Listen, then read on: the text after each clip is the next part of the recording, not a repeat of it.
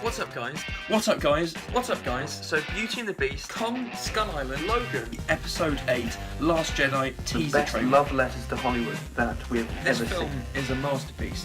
So, until the next time, goodbye.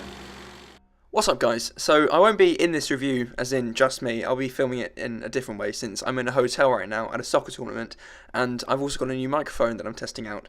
So hopefully this video will have better sound quality than my previous videos, and that I can continue improving my videos for the future.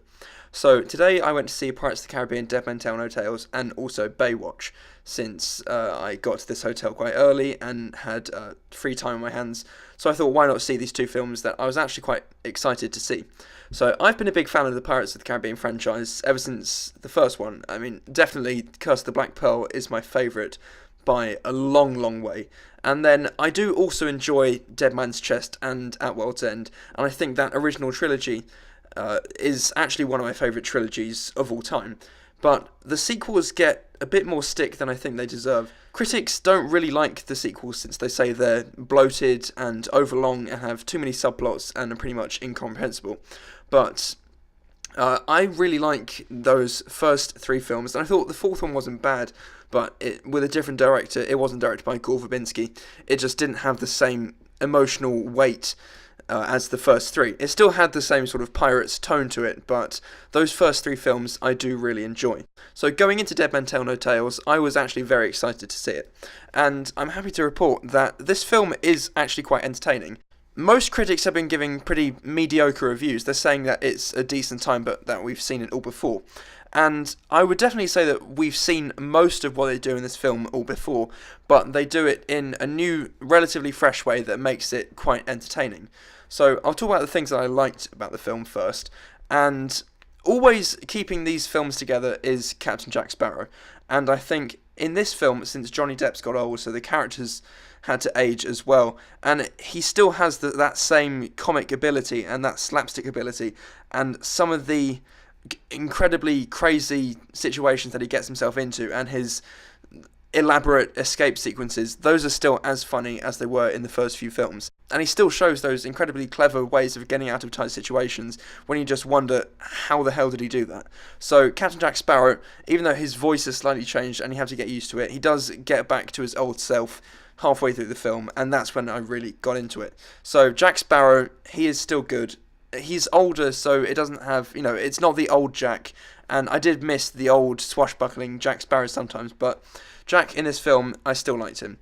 And also the new supporting characters. So Brendan Thwaites plays Henry, a new character, and Kaya Scodelario plays a new character called Karina, and she has a funny story since she's a woman, and back in those days they thought that all women were witches, and she's actually just an astronomer and she likes science. So there's a pretty funny running joke that every man she meets thinks she's a witch, since back in those days, women were deemed to be witches, and that was quite a funny subplot. All the action is done actually quite well. There are two new directors, and they film the action really quite well. There are some incredibly funny action sequences, and a couple of memorable ones, and in action films, you really need memorable action sequences, and there were a few in this film, so that was good.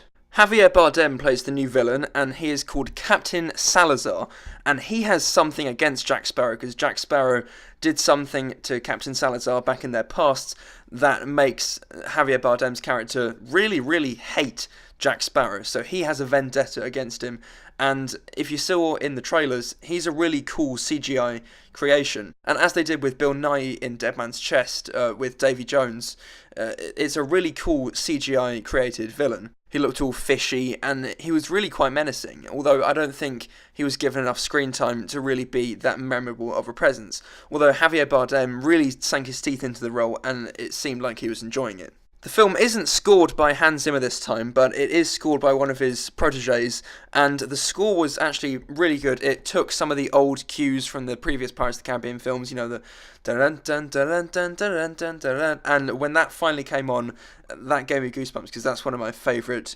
film scores of all time. And there were some really emotionally impactful moments as well that I wasn't expecting. And since this is now the fifth film in the franchise, they had some loose ends to tie up.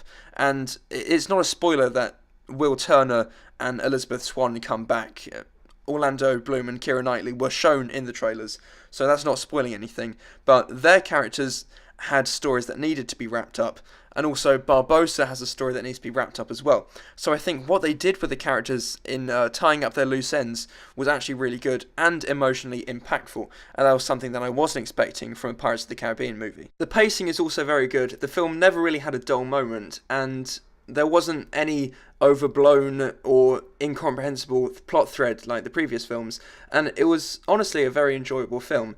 And as a way of tying up all the loose ends of the previous films, it did its job, and it also delivered a pretty entertaining story. The characters are good, and it has a pretty good villain, although he doesn't have enough to do, personally. But overall, Pirates of the Caribbean Dead Men Tell No Tales was an entertaining film. I'm going to give it a B. So those are my thoughts on the new Pirates of the Caribbean film. It's the 5th film in the franchise now, and honestly, I would look forward to the next film since I like what they're doing with the new directors and with these new characters. They could definitely have more stories out of this franchise. So I'll have my review for Baywatch coming out soon, and until the next time, goodbye.